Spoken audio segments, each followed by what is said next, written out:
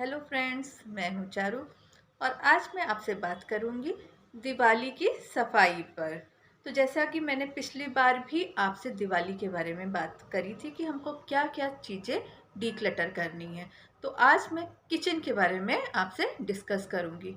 As you know, kitchen it is the heart of our house. ये दिल है हमारे घर का। और ना ही तो सिर्फ हमारे घर का, हमारी फैमिली का, हमारा भी दिल जो है खाने पर ही आता है।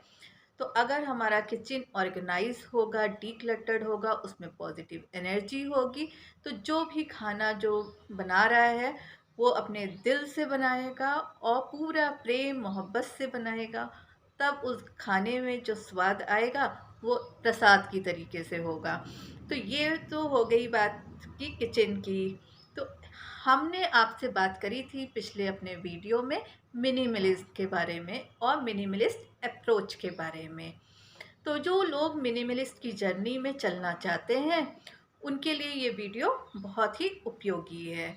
लेकिन जो लोग बहुत सारा सामान अपने घर में रखना चाहते हैं तो हो सकता है उनके लिए ये ना भी हो।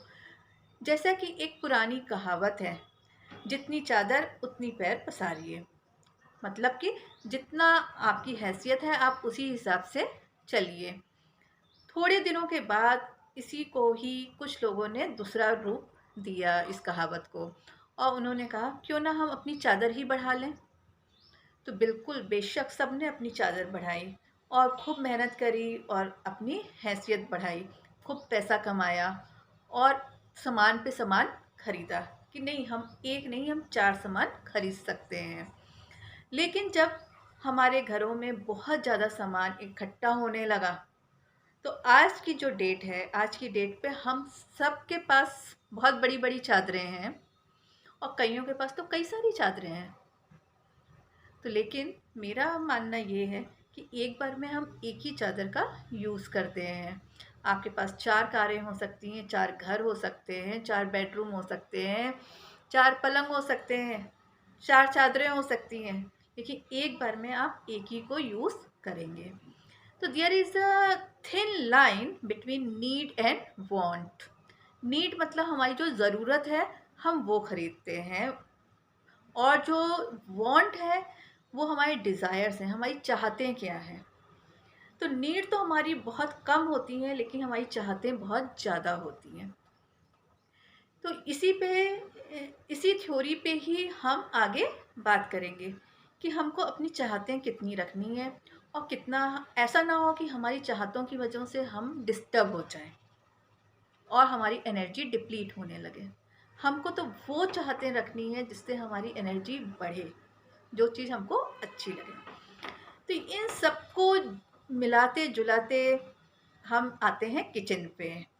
किचन में आज मैं बात सिर्फ ऑर्गेनाइजेशन की नहीं करूँगी, मैं उन बातों पर भी अपनी टिप्स दूँगी जो कि हमारी हेल्दी लाइफ के लिए, हेल्दी लाइफ स्टाइल के लिए ज़रूरी है।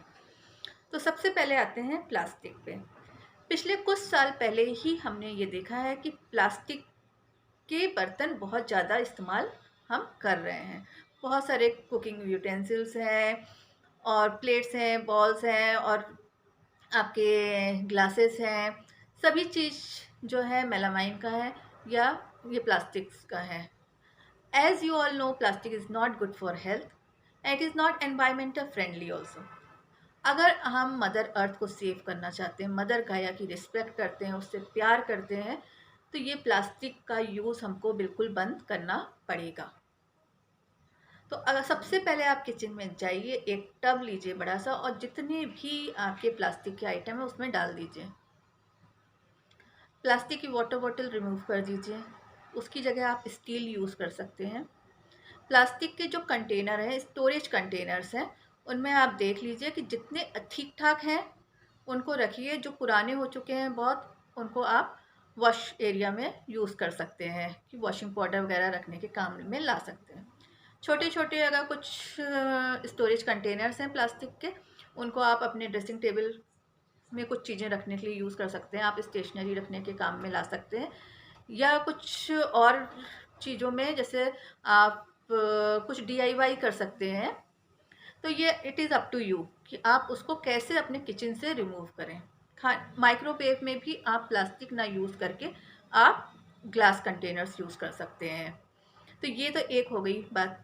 दूसरी है आपकी aluminium. Aluminium is again not good for health. हम एल्यूमिनियम की कढ़ाई यूज़ करते हैं, भगोने यूज़ करते हैं, कुकर यूज़ करते हैं।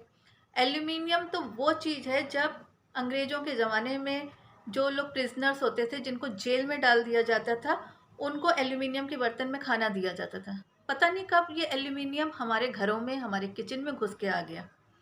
हमारे पुरानी दादी नानी लोग तो एल्यूमिनियम यूज़ नहीं करती थी।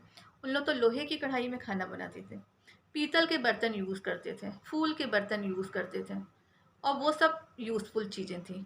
पता नहीं कब से हम एल्यूमिनियम यूज़ कर रहे हैं। तो आप भी अपने किचन में जाइए और देखेंगे कि एल्यूमिनियम की कढ़ाई, कुकर, ये सब पुराने हो चुके होंगे। आप तो इनको ईज़िली अलग कर सकते हैं। बेच दीजिए, बिक जाता है सामान, और उन सबको रिप्लेस करके आप स्टील ले आइए। हर एल्यूमिनियम और प्लास्टिक को रिप्लेस करके स्टील या कांच की चीज़ें आप यूज़ कर सकते हैं। तो ये तो बात हो गई हमारे कुछ हेल्दी टिप्स की। और भी बहुत सारे हेल्दी टिप्स हैं। अब कुछ बात करेंगे हम ऑर्गेनाइजेशन टिप पे। तो ऑर्गेनाइजेशन टिप में आपने देखा होगा, जो लोग जॉइंट फैमिलीज में रहते हैं या रह चुके हैं पहले, तो उनके पास किचन के यूटेंसिल्स बहुत बड़े बड़े होते हैं। लेकिन आज की डेट में आप पहले अच्छे से एनालाइज करिए कि क्या वो बर्तन इस्तेमाल करने लायक हैं। क्या वो इतने बड़े बड़े बर्तन होंगे, बहुत बड़ी बड़ी कढ़ाई होंगी, बहुत बड़े बड़े भगोने होंगे, जिनका अब यूज़ नहीं है। पहले पानी भरने के लिए भी बहुत बड़े बड़े कंटेनर्स का यूज़ करते थे। आज की डेट पे तो सबके घर प्यूरीफायर यूज़ हो रहा है। तो इतने बड़े बड़ी जो बर्तन हैं, जिनका अब कोई यूज़ है ही नहीं, ना ही तो अब इतने कोई गेस्ट आते हैं, तो उनको भी हम अलग कर सकते हैं अपने किचन से। कोई ज़रूरी नहीं कि हर चीज़ को हम अपने किचन में रखें कि आज नहीं तो कभी तो यूज़ होगा। जैसे एक गैस चूल्हा है आपका, एक गैस चूल्हा पहले का रखा हुआ है आपकी मदर इन लॉ का, लेकिन आप रखे हुए हो ये सोच के कि कभी ना कभी तो यूज़ होगा, कभी तो लोग आएंगे तो ज़्यादा का इस्तेमाल हो जाएगा, और आपने उसको रख दिया। आपके पास सैंडविच मेकर है, माइक्रोवेव है, इंडक्शन है, मिक्सर है, ग्राइंडर है, फ्रिज है। ये सारी चीज़ें टाइम टू टाइम ख़राब भी होती हैं, हम उनको ठीक कराते हैं। और कई बार ऐसा होता है कि हम ठीक ना करा के हम नया ख़रीद लेते हैं कि अभी फ़िलहाल तो हम नया ख़रीदें और उसको हम ठीक करा लेंगे, और उसको हम डंप कर देते हैं अंदर। ना वो कभी ठीक होता है, ना कभी उसको यूज़ करते हैं। तो हम इस दिवाली क्या करेंगे, हम वो सारी किचन के वो सारे आइटम्स निकालेंगे, जितने भी इलेक्ट्रॉनिक आइटम्स हैं, जितने भी इलेक्ट्रिकल आइटम्स हैं, और उनको देखेंगे कि ये इस्तेमाल के हैं या नहीं है। ठीक कराने लायक हैं तो उनको ठीक कराएंगे, और अगर किसी को देने लायक है तो उनको दे देंगे। लेकिन अपने किचन से हम उनको हटा देंगे। तो ये जो इतनी चीज़ें भी अगर हमने कर ली, तो हमारा किचन बहुत ज़्यादा ऑर्गेनाइज हो जाएगा, और हमारी एक अच्छी सोच भी बनेगी। अब जैसे आपको पता है, जैसे कपड़े अगर जब खराब होते हैं, फटते हैं, तो हम तुरंत उनको डिस्कार्ड कर देते हैं, हटा देते हैं, हम उनको नहीं पहनते हैं। इसी तरीके से जो बर्तन हैं, जो हमारे किचन में रखे होते हैं, कई बार वो जल चुके होते हैं, पुराने हो जाते हैं, घिस जाते हैं, कभी कभी चटक भी जाते हैं, कभी कभी स्टील के बर्तन भी उनके किनारे खराब हो जाते हैं, वो जले होते हैं। कभी आपके जो सिरामिक के जो आपके कप वगैरह हैं, वो भी चटक जाते हैं, फिर भी हम रखे रहते हैं कि इसको अरे ठीक है, मतलब फेंकने का मन नहीं कर रहा है, बस इसीलिए रखे हुए हैं। तो ये जो जो चीज़ें जली हैं, कटी हैं, टूटी हैं, ये सब बैड एनर्जी क्रिएट करती हैं। तो इन सारी चीज़ों को फटाफट आप हटा दीजिए अपने किचन से, और आप अपने किचन को क्लटर फ्री बनाइए। तो ऐसा सब करने से हमारे किचन में पॉजिटिव एनर्जी आएगी। तो ये तो बात हो गई कि हमको कौन कौन सी चीज़ें हटानी चाहिए। इसी तरीके से आपने देखा होगा कि आप अपने घर में पैक्ड फूड मंगाते हैं, कभी कभी बाहर से खाना आता है, तो आपने देखा होगा जो उसके जो कंटेनर्स आते हैं, उसको हम क्या करते हैं, स्टोरेज कंटेनर्स को धो धा के सफाई करके रख लेते हैं कि कभी तो काम आएगा। बिल्कुल बेशक उसको साफ़ करके हम रख सकते हैं, लेकिन आप एक बार अपने किचन में जाके चेक करिएगा, ऐसा ना हो कि उसका भी ढेर बन गया हो। आप कुछ रख लीजिए कि कभी कोई आए तो उसमें पैक करके फूड दे सकें आप। लेकिन जो बहुत सारे अगर हो गए हैं, तो उनको भी हम ईज़िली हटा सकते हैं। तो हमको टोटल क्या करना है, 3 बॉक्सेस बनाने हैं। एक ट्रैश, दूसरा डोनेशन और तीसरा रिसाइकिल का। तो ट्रैश में वो आइटम डाल दीजिए जो कि कभी भी यूज़ अब आपको नहीं करना है, थ्रो अवे।